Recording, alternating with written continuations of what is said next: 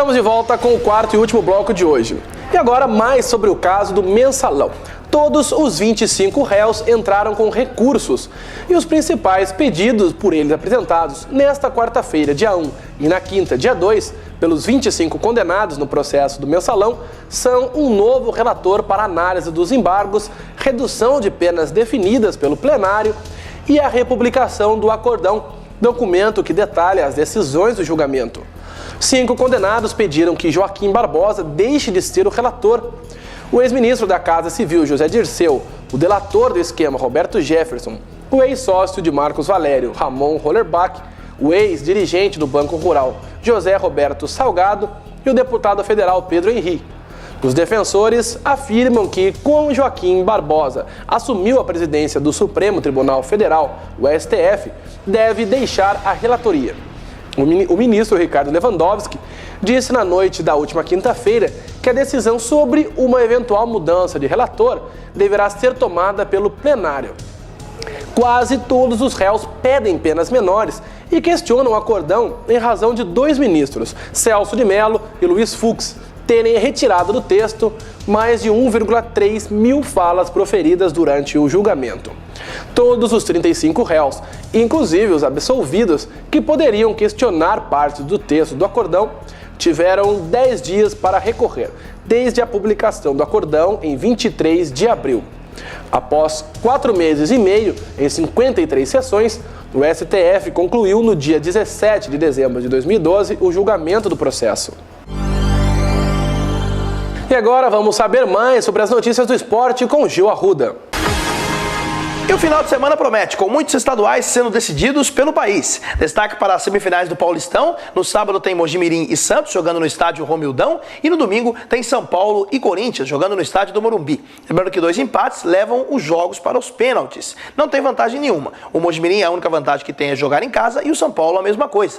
Do Rio de Janeiro, teremos aí a final da Taça Rio entre Botafogo e Fluminense no estádio Raulino de Oliveira.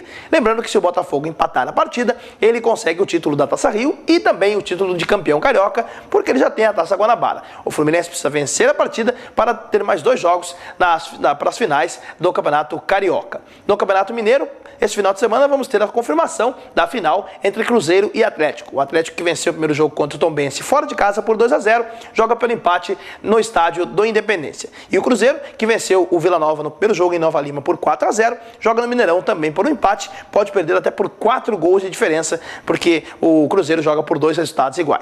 Nós teremos também a final da Taça Piratini, no caso no Rio Grande do Sul, entre Juventude e Internacional. O Inter, que se vencer o segundo turno, ele consegue aí, na verdade, a Taça Farroupilha. A Taça Piratini, o Inter já ganhou. Se vencer a Taça Farroupilha, o Inter consegue o tricampeonato gaúcho. Nós teremos também outras finais espalhadas pelo país, que, claro, vamos passar os resultados para você ligado em nossa programação.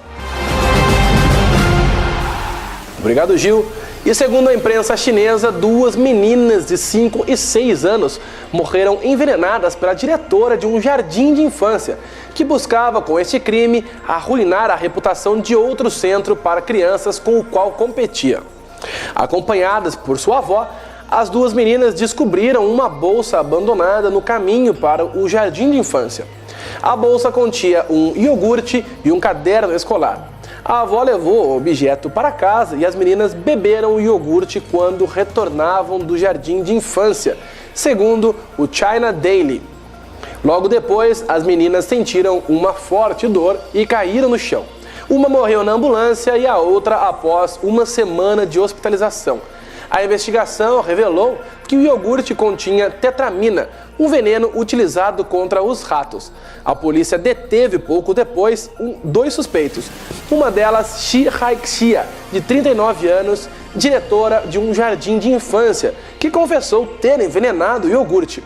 Sua cúmplice colocou a bolsa em via pública perto do estabelecimento, com o qual Shi disputava a inscrição de crianças. Esse último tinha melhor reputação que o de Shi, razão pela qual ela decidiu manchar a sua reputação.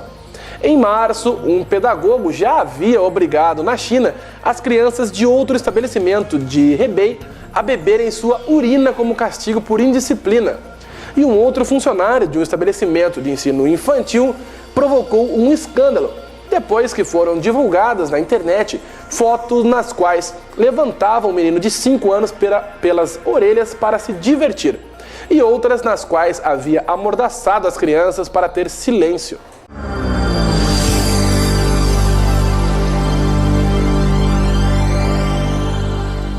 E o RVC Notícias de hoje fica por aqui.